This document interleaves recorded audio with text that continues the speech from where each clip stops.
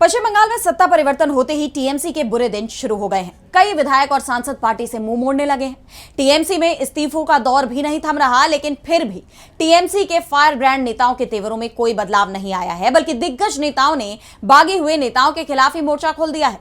इसी कड़ी में टीएमसी सांसद महुआ मोइत्रा ने पार्टी छोड़ने वालों को कड़ी चुनौती दे दी है। तो क्या है ये पूरी खबर, जानने के लिए देखिए ये रिपोर्ट। पश्चिम बंगाल में टीएमसी के विपक्ष में आते ही पार्टी के अंदर इस्तीफों का दौर शुरू हो गया है। 58 विधायक एक साथ पार्टी छोड़ चुके हैं और अब सांसद भी पार्टी से किनारा कर रहे हैं।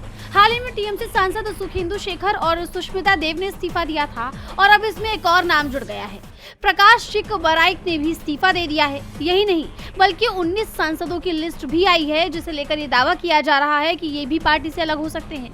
वहीं अब इस पर लोकसभा सांसद महुआ मोइत्रा का बयान आया है। उन्होंने बागी सांसदों को कड़ी चुनौती दी है। उन्होंने सीधा कहा कि अगर तृणमूल कांग्रेस के बागी लोकसभा सांसदों के पास सही में इतने एमपी का समर्थन होता तो चिट्ठी बाहर आ गई होती।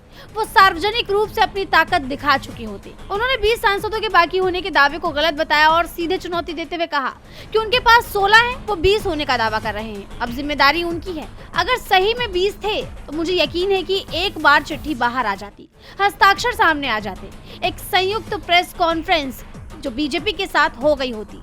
मैं आपको स्पष्ट तौर पर बता सकती हूं कि उनके पास 20 एमपी नहीं है।